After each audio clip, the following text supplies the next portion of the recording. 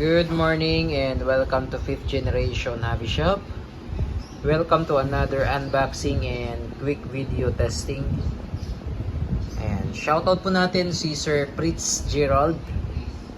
So this is the Crossman DPMS SVR by Panther Arms.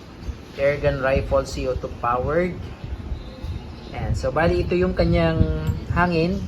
Ito yung propellant CO2 cartridge. Ang tawag po dito ay CO2 cartridge 12G non-threaded.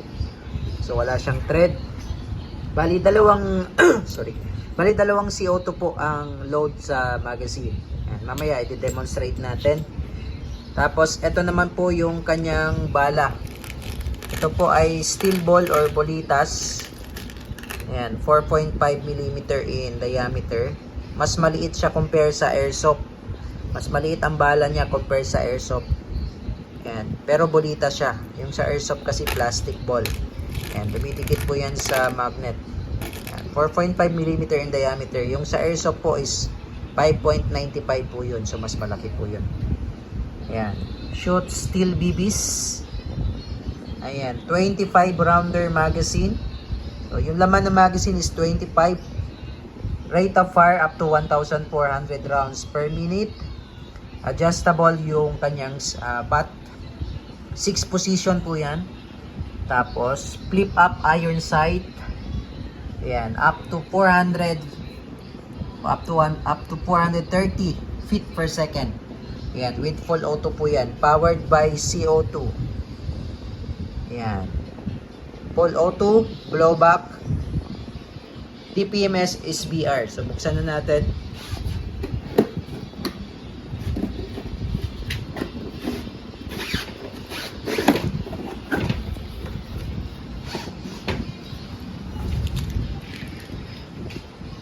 Tatabi lang muna natin tong mga bala.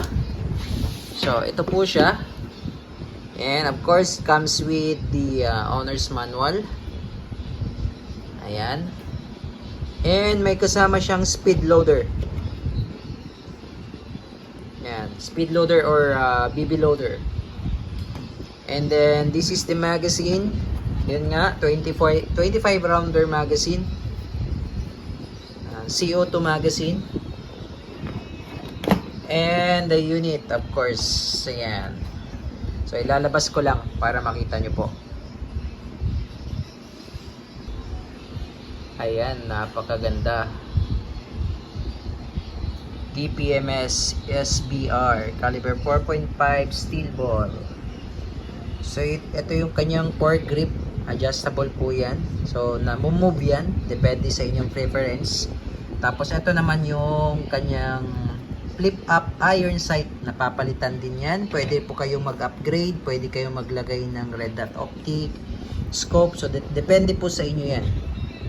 Ayan, pati yung kanyang muzzle. Ayan, napapalitan yan. Tapos yung grip niya na-adjust po yan. Ayan. 6 position. Ayan, na-adjust po siya. Ang grip. Ayan, tingnan natin sa kabilang side. Ayan naman po yung look ng kabilang side. Ito yung selector ng fire mode. Ayan, so ayan po ay full automatic. And semi-automatic and safe. Ayan. So pwede rin po kayo ditong maglagay ng accessories. Pwede kayong maglagay ng angle red dot, flashlight, laser. Ayan, pwede po yan. Pwede kayong maglagay dyan ng kung anong gusto nyong accessories. Ayan, pasadaan lang natin ng konti. Okay, so si SBR, halo po siya. Meron siyang metal, meron din siyang part na polymer. Okay? Ayan. Halo po 'yan. Ayan. So buksan natin yung magazine. Lagyan natin ng CO2 at bala. Okay, so ngayon maglo-load tayo ng CO2. So ito yung kanyang magazine. Ayan, 25 rounder magazine. Dalawa po ang load na CO2 nito. So para tanggalin yung cover, ayan, meron naman open. Ayan, open mo lang siya. Ay, sorry. Nalaglag yung allen. So, may kasama siyang allen dito sa loob. So, ngayon, eto, take note po. Meron po dyan naka-indicate na, ayan, kung makikita nyo po, may naka-indicate po na first. Ayan po, oh, first. So, ibig sabihin po, itong slot na to, ito po yung una nating lalagyan. Kasi pag ito po yung una nating nilagyan, free-flow kasi siya. Free-flow po itong side na to. So, sisingaw lang. So, kailangan, ito pong may naka-indicate na first. Yan po yung una nating lalagyan ng CO2. Okay, so bali dalawang CO2 po yan ang ilalagay natin. But before tayo maglagay ng CO2, lalagyan po muna natin siya ng silicone oil. Okay, so ito po yung ating silicone oil na ilalagay. So every time na mag-load po tayo or maglagay tayo ng CO2, kailangan po patakan natin yung bulb ng oil. Ayan. And then yung unang slot, yun ang una nating lalagyan, yung sa may left side. Yung may naka-indicate na first. Ayan. So hihigpitan lang po natin yan gamit ang Allen wrench na kasama. Ayan. And then yung pangalawang slot. Okay.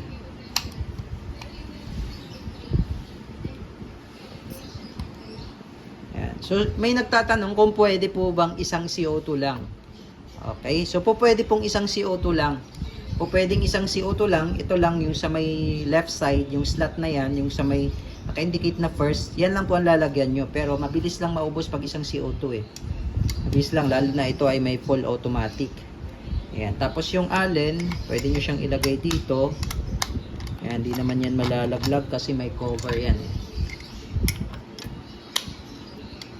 Ayan.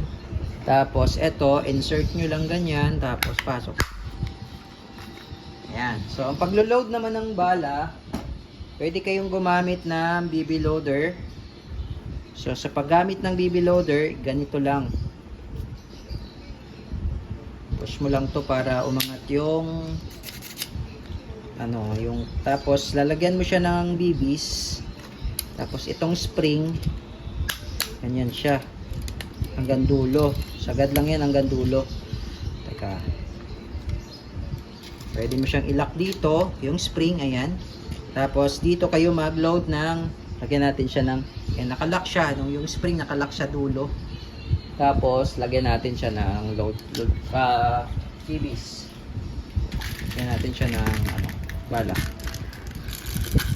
So, pwede po kayong gumamit ng copper coated, silver coated, as long as 4.5 mm po.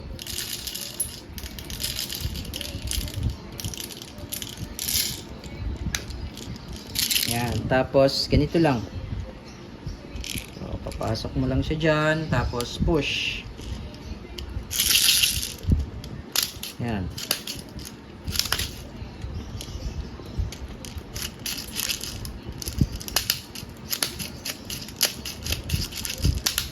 Ayun. Yan, tapos release mo lang yung spring.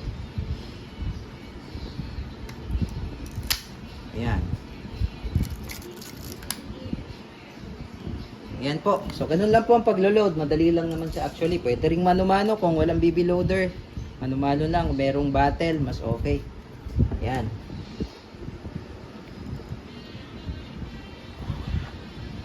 Okay. So, ite-testing natin. Ngayon may request yung isang buyer natin.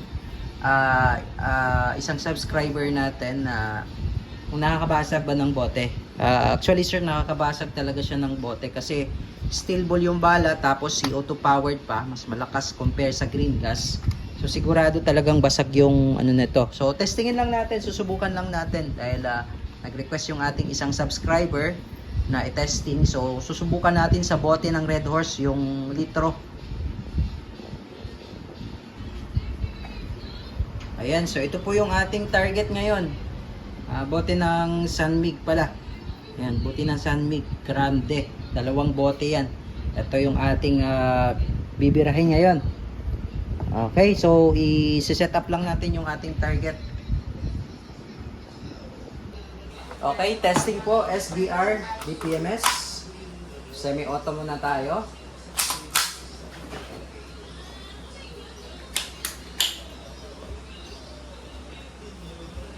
Preparing.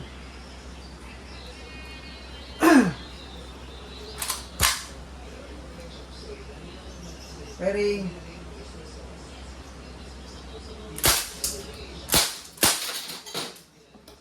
Semi-auto ngayon, lagay natin sa full automatic.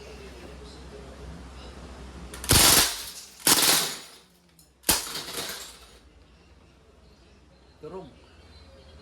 So, nag-open bolt yan kapag wala ng bala. Open bolt. Release mag. Tapos, push mo lang tong bolt release para bumalik siya. Ayan. Okay. So, goods na tayo. Tingnan natin yung target.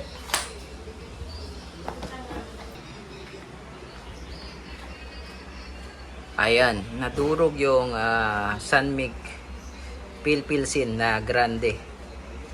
I think nasa ano lang tayo nun 20 rounds.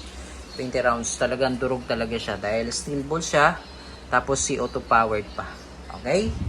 So, ayun lamang, SBR DPMS Crossman Airgun Rifle by Panther Arms.